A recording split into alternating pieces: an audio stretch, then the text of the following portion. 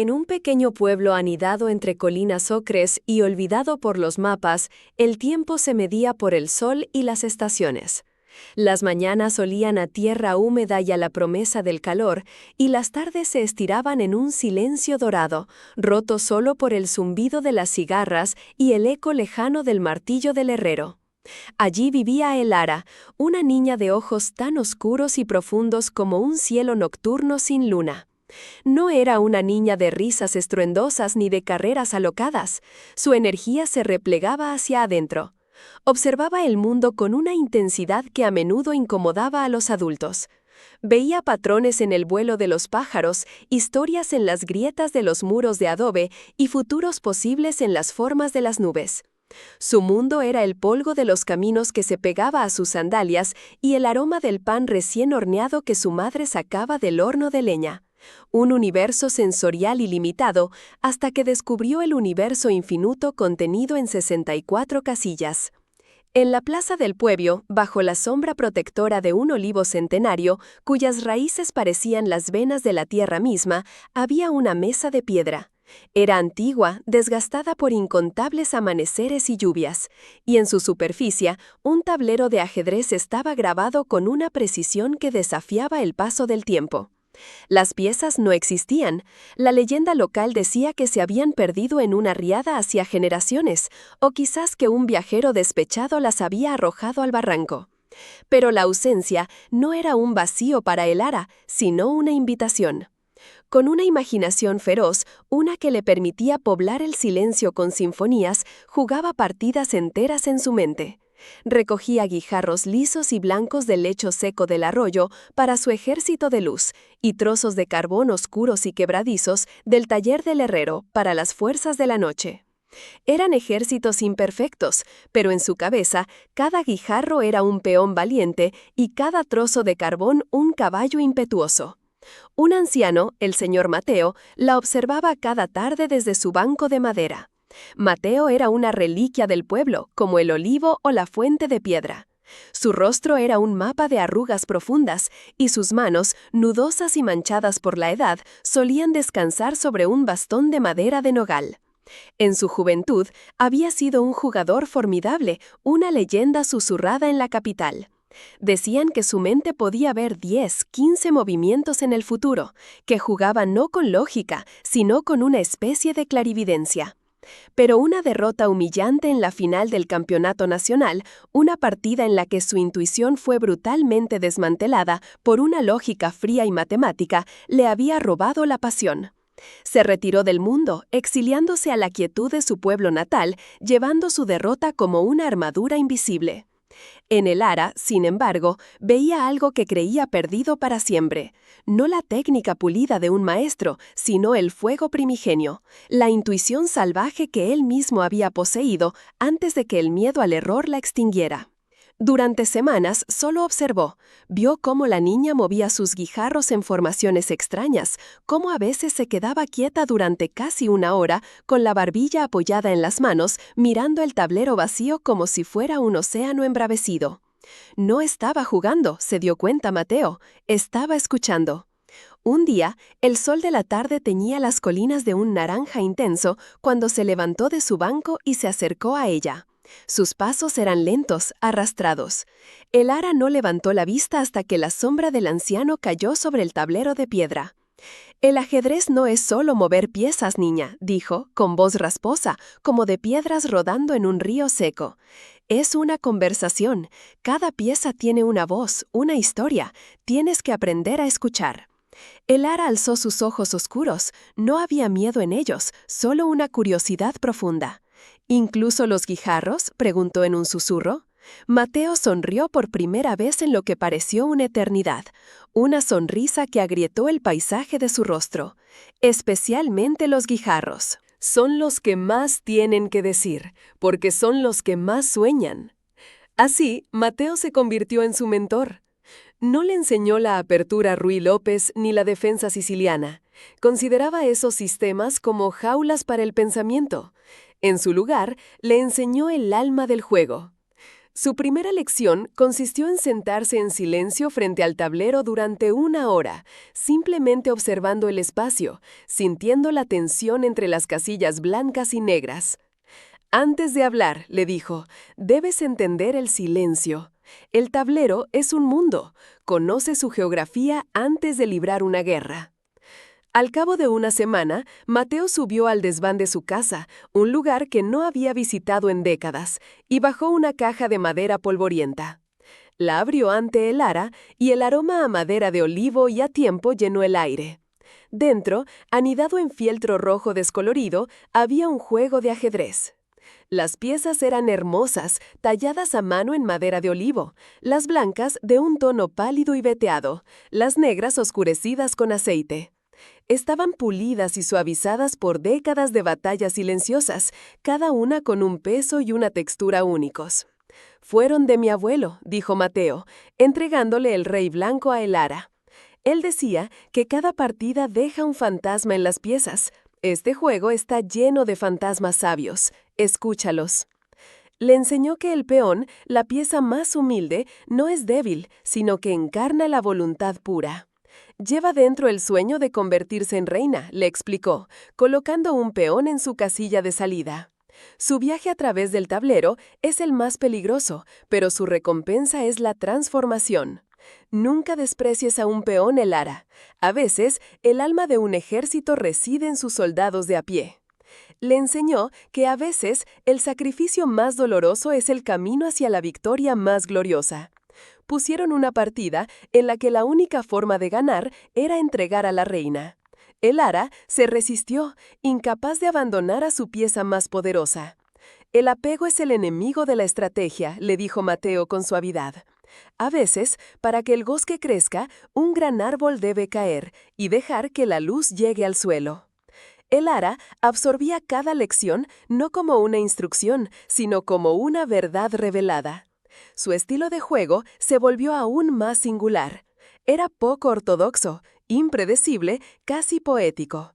No calculaba variantes de forma lineal, sentía el flujo de energía en el tablero. Movía sus caballos en danzas extrañas que rompían las estructuras defensivas más sólidas, y lanzaba sus alfiles como flechas silenciosas a través de diagonales que otros jugadores ni siquiera consideraban. Pronto, la noticia de la niña que jugaba al ajedrez con el viejo Mateo se extendió por la comarca. El alcalde del pueblo vecino, un hombre aficionado a los torneos, organizó una pequeña competición. Los participantes eran granjeros robustos y tenderos astutos que llevaban años estudiando libros de ajedrez. Miraron a Elara con condescendencia, a esa niña flacucha con su viejo tablero de madera. Su primer oponente, un carnicero corpulento llamado Ramiro, que se orgullecía de su juego agresivo, fue derrotado en 20 movimientos. Ramiro no entendió lo que había pasado. Parecía que las piezas de Elara no atacaban, sino que los seducían hacia trampas mortales. Ganó todos los pequeños torneos comarcales, desconcertando a jugadores que memorizaban aperturas y finales. La llamaban La Pastora, un apodo mitad burla por su origen rural, mitad asombro por la forma en que guiaba a su rebaño de piezas de madera hacia victorias imposibles. La noticia de su talento, como una semilla llevada por el viento, llegó a oídos de los organizadores del campeonato nacional, en la lejana capital.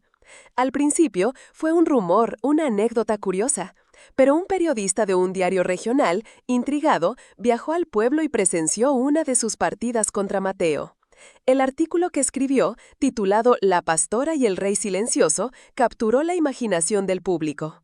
Poco después, llegó una carta oficial con un sello dorado. Era una invitación para Elara al campeonato nacional, una oportunidad única. El pueblo entero, que al principio veía su afición como una excentricidad de niña solitaria, se unió con un fervor inesperado. Elara ya no era solo la niña rara, era su niña rara. El herrero organizó una colecta en la plaza. «Esta niña ha puesto nuestro pueblo olvidado en un periódico», proclamó, echando las primeras monedas en su yelmo de trabajo. «Lleva la sabiduría de nuestras colinas en su cabeza». La panadera donó las ganancias de un día. El granjero vendió uno de sus mejores corderos. Moneda a moneda, billete arrugado a billete arrugado, reunieron el dinero para su viaje y estancia en la gran ciudad. El Ara partió en el autobús de la mañana con el viejo juego de ajedrez de Mateo en una bolsa de tela y el peso invisible pero abrumador de las esperanzas de todo un pueblo en sus hombros. La capital era un monstruo de ruido, acero y cristal que devoraba el cielo. Los edificios arañaban las nubes, los coches rugían como bestias metálicas y las multitudes se movían como ríos impersonales. Para el Ara, acostumbrada al ritmo del sol, era un asalto a los sentidos. El salón del torneo, ubicado en un hotel de lujo, era un mundo aún más ajeno. Los suelos de mármol pulido reflejaban luces frías y un silencio sepulcral, tenso y competitivo, lo impregnaba todo. Era un silencio muy diferente al de su pueblo. No era un silencio de paz, sino de guerra contenida. Sus oponentes eran jugadores serios, de mirada fría y trajes caros, acompañados de entrenadores que susurraban estrategias y analizaban bases de datos en ordinadores portátiles. Hablaban un idioma de variantes y evaluaciones numéricas que para el Ara era pura estática. Y entre todos ellos, como un sol negro, destacaba Iván Volkov, el campeón vigente. Lo llamaban el cronómetro por su juego perfecto, metódico y desprovisto de emoción. Cada uno de sus movimientos era óptimo, preciso, calculado por una mente que funcionaba como un superordenador. Para Iván, el ajedrez era una ciencia exacta, una ecuación que siempre, tarde o temprano, resolvía a su favor.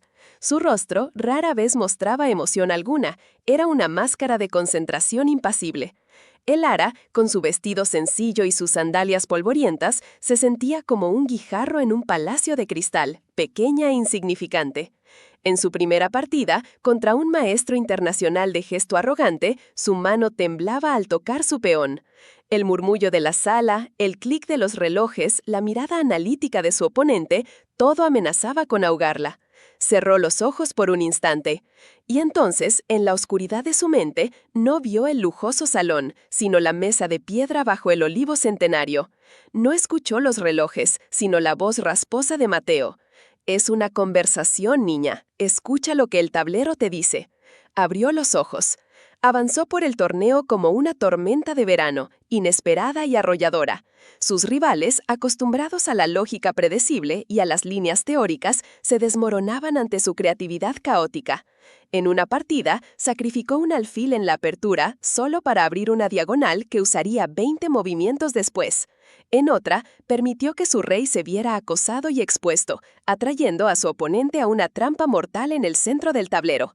Sacrificaba piezas importantes no por un cálculo exacto, sino por una intuición sobre el flujo y el ritmo de la partida. Eran ataques bellos y letales que nadie veía venir. Los comentaristas, al principio escépticos, pronto se vieron fascinados. Dejaron de llamarla la pastora. La prensa, en busca de un titular más grandioso, la rebautizó como la hechicera del tablero. Victoria tras victoria, la niña del pueblo olvidado se convirtió en la sensación del campeonato. Las cámaras la seguían, los periodistas le hacían preguntas que no sabía cómo responder, pero en cuanto se sentaba frente al tablero, el mundo exterior se desvanecía. Solo existían las 64 casillas y la historia que se tejía sobre ellas. Finalmente, tras una semifinal agónica en la que ganó en el último segundo del reloj, lo impensable se hizo realidad. Llegó a la final. Su oponente, Iván el cronómetro Volkov, el dios de la máquina contra la hechicera del alma. La capital era un monstruo de ruido, acero y cristal, una bestia voraz que devoraba el horizonte y escupía un humo grisáceo que el Ara nunca había visto en sus colinas. Los edificios se arañaban entre sí para tocar un cielo que parecía más lejano y pálido que el de su hogar. El estruendo del tráfico era una cacofonía constante que ahogaba el sonido de sus propios pensamientos, tan diferente al silencio de su pueblo, solo roto por el canto de los grillos o el murmullo del viento en las hojas del olivo. Se sentía como una planta de secano trasplantada a un invernadero de alta tecnología, abrumada, desubicada y sedienta de la tierra que conocía. El salón del torneo, ubicado en el último piso de un rascacielos, era la encarnación de ese nuevo mundo. Los suelos de mármol pulido reflejaban las frías luces del techo con una perfección gélida, y el silencio que reinaba no era de paz, sino de una tensión casi insoportable, un vacío cargado de intelectos en colisión. Decenas de mesas se alineaban en filas perfectas, cada una con un tablero inmaculado y un reloj digital que parpadeaba con una precisión implacable. Sus oponentes eran figuras serias, de mirada fría y trajes caros, hombres y mujeres que se movían con una estudiada economía de gestos. Llegaban acompañados de entrenadores que susurraban estrategias de última hora y abrían portátiles que mostraban bases de datos con millones de partidas. Eran soldados de la lógica, armados con teoría y cálculo. Y entre todos ellos, como un rey en su corte, destacaba Iván Volkov, el campeón vigente. No era solo su fama lo que lo hacía imponente, sino su aura. Se sentaba ante el tablero con la inmovilidad de una estatua, su rostro una máscara de concentración impasible. Lo llamaban el cronómetro no solo por su velocidad, sino por su juego metódico, impecable y desprovisto de cualquier atisbo de emoción.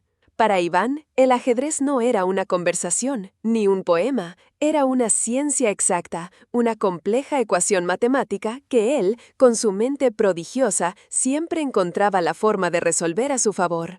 No jugaba contra una persona, jugaba contra el tablero, y el tablero siempre se rendía a la lógica pura. El ara, con su vestido sencillo y el viejo juego de madera de Mateo guardado en su mochila como un talismán, se sentía como un guijarro vasto en un palacio de cristal tallado. En su primera partida, el miedo fue un nudo en su garganta. Su mano, al extenderse para mover el primer peón, temblaba visiblemente. Su oponente, un gran maestro con fama de agresivo, sonrió con suficiencia. El ara cerró los ojos por un instante. El olor antiséptico del salón se desvaneció y en su lugar sintió el aroma del polvo y el tomillo. Vio la mesa de piedra bajo el olivo centenario, sintió el peso reconfortante de un guijarro en su palma y escuchó la voz rasposa de Mateo resonando en su memoria. Cada pieza tiene una voz, una historia, tienes que aprender a escuchar. Abrió los ojos, el temblor había cesado. Miró el tablero y ya no vio a un oponente intimidante, sino un campo abierto, una historia esperando ser contada. Avanzó por el torneo como una tormenta de verano, impredecible y arrolladora. Sus rivalas, acostumbrados a la lógica predecible de las aperturas del libro y las defensas estándar, se desmoronaban ante su creatividad caótica. En una partida de cuartos de final, contra una jugadora famosa por su defensa impenetrable, el ara sacrificó un alfil en la octava jugada, un movimiento que los comentaristas en la sala de prensa calificaron de error de principiante. Pero 20 jugadas más tarde, la ausencia de ese alfil había creado una debilidad estructural fatal en el flanco de dama de su oponente, una debilidad que nadie más había visto. Sus caballos no galopaban. Danzaban en patrones hipnóticos, creando amenazas donde parecían no haber ninguna. Sus ataques no eran frontales, sino emboscadas sutiles y hermosas. La prensa, que al principio la había tratado con condescendencia, ahora la seguía con una fascinación creciente. El apodo de La Pastora fue reemplazado por uno nuevo, susurrado con una mezcla de asombro y temor: la hechicera del tablero. Y así, victoria tras victoria, llegó a la final. Su oponente, Iván el cronómetro Volkov. La noche antes de la partida fue la más larga de su vida. El miedo, que había mantenido a raya, regresó con la fuerza de un vendaval. Desde la ventana de su impersonal habitación de hotel, las luces de la ciudad parecían los ojos fríos e indiferentes de 1.000.000 de extraños. Se sentía sola, una impostora a punto de ser desenmascarada. Con manos temblorosas, marcó el número de la única tienda del pueblo. Esperó, rezando para que alguien contestara. Finalmente, la voz familiar de Mateo llegó a través de la línea, distorsionada por la distancia, pero tan sólida como una roca. «No puedo ganarle, señor Mateo», susurró el ara, con la voz rota. He visto sus partidas. Es perfecto, no comete errores. Su juego es una pared de hielo. No hay grietas, no hay por dónde entrar. Hubo un largo silencio al otro lado de la línea, un silencio lleno del crepitar de la mala conexión y de una calma profunda. Luego, Mateo habló, y su voz no era rasposa, sino firme y clara como el agua de un manantial. Entonces, no intentes jugar a la perfección, niña. La perfección es su territorio, no el tuyo. Intentar ser perfecta contra él es como intentar ser más rápido que el río, solo te ahogarás. Tu territorio es el corazón. El tablero es una historia, Elara. Él quiere escribir un manual de instrucciones, preciso y sin alma. Tú escribe un poema épico, lleno de furia y de belleza y de sacrificios. No juegues su juego de certezas, arrástralo al tuyo, al juego de la duda, de la pasión, de la locura. Oblígale a jugar tu juego. La final fue una batalla de dos filosofías encarnadas en madera y marfil. La sala estaba en un silencio sepulcral, roto solo por el suave clic de los relojes y el zumbido de las cámaras. Iván, con las piezas blancas, comenzó la partida como un arquitecto que levanta una fortaleza. Cada movimiento era preciso, lógico, construyendo una estructura inexpugnable. Su control del centro del tablero era absoluto. Sus piezas se desarrollaban con la precisión de un cirujano desplegando su instrumental. Lenta pero inexorablemente fue asfixiando a Elara. Sus piezas, que normalmente danzaban libres, se veían constreñidas, tropezando entre sí en un espacio cada vez más reducido. Los comentaristas, en su cabina de cristal, susurraban que era cuestión de tiempo. Las computadoras daban a Iván una ventaja abrumadora. La lógica de el cronómetro la estaba aplastando. Elara sentía el pánico subir por su pecho. La pared de hielo de Iván era real. Miró el rostro impasible de su oponente, un rostro que no reflejaba ni triunfo ni placer, solo la fría satisfacción de un problema que se resuelve a sí mismo. Vio la máquina perfecta. Y entonces, como un eco en un valle, resonaron las palabras de Mateo. Escribe un poema épico.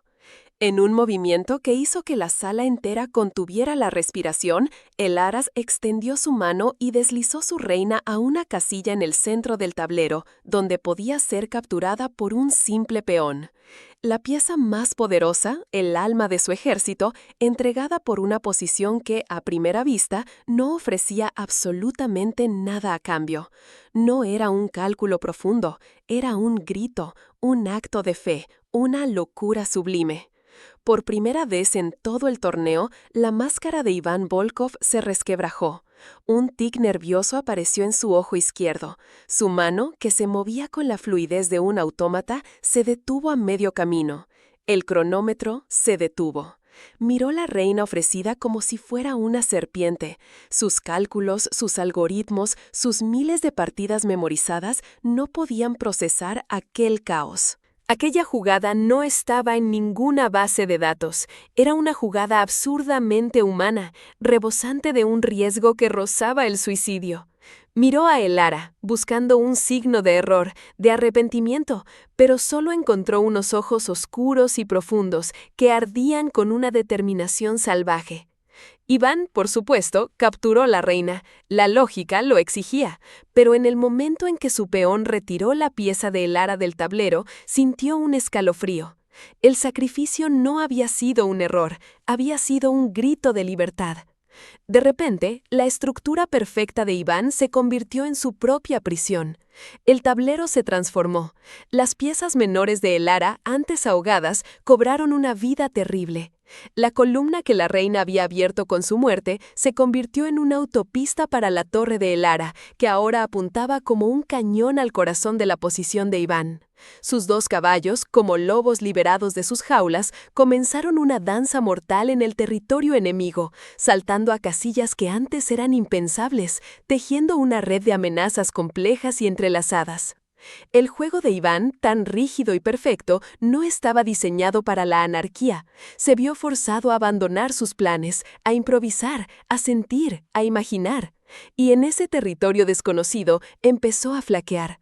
La presión lo consumía. El tiempo en su reloj, antes un arma, ahora era un enemigo que se agotaba con cada segundo de duda. Mientras tanto, un humilde peón de Elara, uno que había estado en el centro del tablero desde el principio, olvidado en la refriega, había comenzado un avance sigiloso casi invisible. Casilla a casilla, protegido por la danza caótica de los caballos, avanzaba como un peregrino silencioso a través del campo de batalla. En el movimiento final, mientras los dos caballos de Elara acorralaban al rey de Iván en una esquina, dejándolo sin escapatoria, aquel peón solitario llegó a la octava fila. Con un suave toque, Elara lo retiró y colocó en su lugar una nueva reina. El jaque mate era inevitable, brutalmente poético. Iván Volkov se quedó mirando el tablero durante un minuto entero, viendo no solo la posición final, sino toda la historia que había conducido a ella.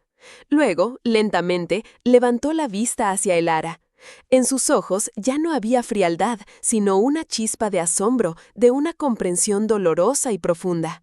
Con un gesto lento y lleno de un respeto que nadie le había visto mostrar jamás, inclinó su propio rey sobre el tablero. El silencio se rompió en una ovación atronadora que pareció hacer temblar los cimientos del rascacielos.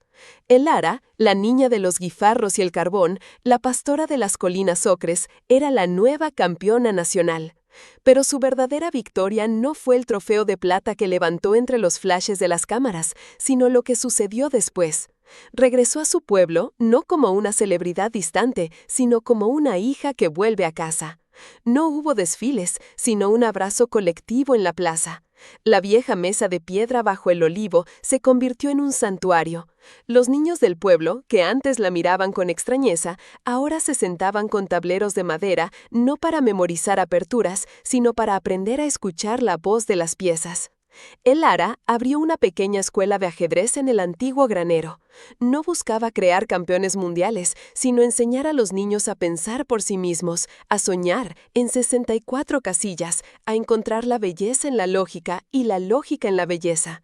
Les enseñó que la verdadera fuerza no reside en no caer nunca, sino en la elegancia y el coraje con que uno se levanta. Les enseñó que la pieza más pequeña, un peón olvidado, puede cambiar el curso de la historia si tiene la valentía de seguir avanzando. Y sobre todo, les enseñó la lección más importante que había aprendido de Mateo y que había demostrado en la capital, que en el ajedrez, como en la vida, la jugada más valiente y poderosa no siempre es la más lógica, sino aquella que, contra toda evidencia, nace directamente del corazón.